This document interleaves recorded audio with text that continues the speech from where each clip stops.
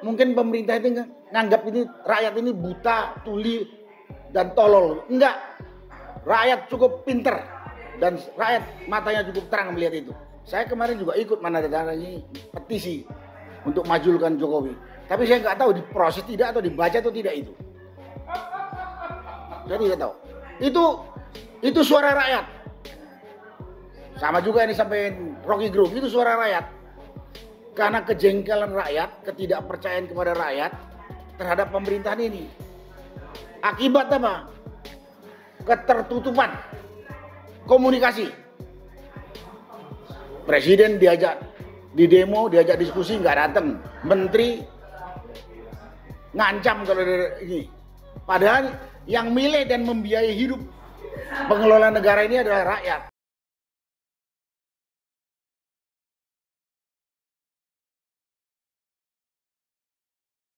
Tangani waktu kunjungan ke Chengdu, Cina 28 Juli kemarin adalah menyerahkan detail desain istana dan IKN kepada Cina.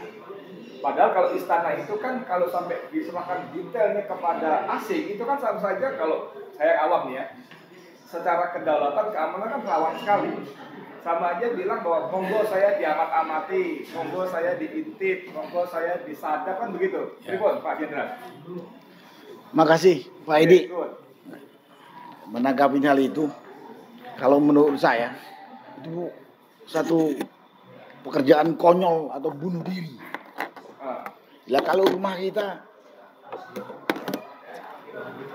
atau tempat kita dan seluruh keluarga kita dibangun oleh pihak-pihak yang suatu saat bisa saya tidak senang kepada kita. Ya, suatu saat bisa saya tidak senang kepada kita. Itu kan sama dengan sudah membuka semua kelemahan-kelemahan kita. Gitu. Kemudian yang kedua itu menjual kehormatan dan harga diri bangsa. Banyak putra-putra daerah yang punya kemampuan yang diakui oleh dunia internasional.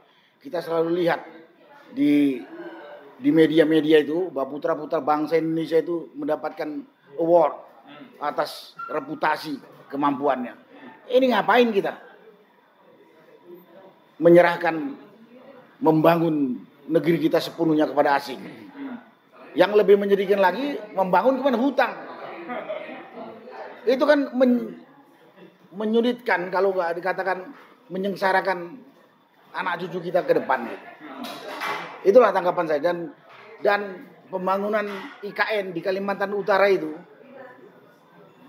menurut saya dari sisi pertahanan itu banyak sekali kerawanan. Bertetangga langsung dengan daratan negara asing, dalam hal ini Malaysia. Kemudian sangat dekat dengan yang sekarang sedang menjadi konflik internasional, Laut Cina Selatan, Natuna segala macam. Sebenarnya Jakarta ini di samping sejarah, secara strategis juga sudah tepat, tinggal kita tata gitu. Jadi itu ada pekerjaan konyol kalau nggak bilang, ya setuju dengan kata Rocky Gerung, tolol gitu. Dan menjual kehormatan. Menteri Pertahanan Mas, masa nggak baca soal seperti ini? Ya nggak tahu saya tuh, bingung saya, nggak kasih komentar saya. Mungkin dia sudah terkesima sama presiden kita itu, kerjaannya memuji dan ya dia mengatakan, Menteri Pertahanan mengatakan Jokowi sebagai presiden sudah on the track, nggak tahu track mana yang diikutin. Iya kan gitu. Mungkin itu Pak Edi. Saya sebelum ke Pak Marwan lagi, sedikit. Nah, kemudian sedikit ya, Pak. Saya mau lanjutkan di luar itu tadi, Pak. Pak Edi. Tadi kan dari sisi ekonomi, dari sisi politik, dari sisi hukum udah disampaikan oleh teman-teman, dari mulai Pak Antoni, Pak Marwan, juga senior saya Pak Harto. Saya melihatnya pemerintah ini diisi oleh orang-orang yang tidak jelas. Kemampuan tadi sudah dikatakan oleh Pak Harto. Dia itu lulusan mana sih? Ya. Kemudian lulusan maksudnya fakultas mana sih? Karena pernah pakai gelar Dr. Andes, terakhir sekarang menggunakan gelar akademis insinyur. Terus ada yang menanyakan di mana dia dapatkan itu ijazah, tidak dijawab, malah yang menanyakan masuk penjara, gitu. Bambang Tri. Untung nggak mati. Nah, orang-orang seperti itu jadi pemimpin, kita bisa bayangkan. Saya masih ingat dengan janji-janjinya Jokowi sebelum jadi presiden. Janji itu mungkin 66. nggak tahu berapa puluh gitu, tapi 90% pun nggak ada yang terselesaikan gitu. Kemudian kebohongan-kebohongan yang dilakukan juga gitu banyak. Menterinya juga begitu. Saya ingat Mahfud MD sebelum jadi menteri mengatakan, seorang pemimpin kalau sudah nggak punya legitimasi di mata rakyat, turun, nggak usah disuruh. Sekarang rakyat minta dia turun, ditemui pun tidak. Ya, ditemui pun tidak. Padahal yang bersangkutan Jokowi ini mengatakan, saya rindu di demo. Tapi setiap ada demo tidak pernah ditemuin untuk berdiskusi. Apa sih aspirasi yang disampaikan oleh rakyat? Nggak pernah. Jadi yang perlu saya sampaikan pada kesempatan ini, dalam dunia yang begitu modern, begitu murah untuk mendapatkan informasi, janganlah lagi berkata bohong. Janganlah menipu rakyat. Rakyat tahu. Semua itu dampaknya menimbulkan ketidakpercayaan, kalau kata-kata muak pada pemerintah ini. Karena sudah tidak ada kepercayaan. Menterinya ada yang sombongnya kayak nggak bisa mati. Setinggi langit. Sombongnya kayak nggak bisa mati. Jangan tentang gua, gitu. Saya ini tentara, saya nggak tahu tentara yang mana itu kan. Padahal kita tahu dia. Padahal kita tahu siapa dia. Dan dia itu hidup digaji untuk makan dia dan keluarganya dari rakyat. Rakyat tanya, dia marahin. Ada menteri yang memuji-muji. Ya, mungkin itu kalimat lain dari penjilat. Dan jangan kira rakyat tidak tahu itu gitu. Dampaknya rakyat sudah tidak percaya kepada rejim ini. Saya kemarin juga ikut menandatangani petisi untuk majulkan Jokowi. Tapi saya nggak tahu diproses tidak atau dibaca atau tidak itu. Saya tidak tahu. Itu suara rakyat. Sama juga yang disampaikan Rocky Gerung, itu suara rakyat. Karena kejengkelan rakyat, ketidakpercayaan kepada rakyat terhadap pemerintahan ini. Akibat apa?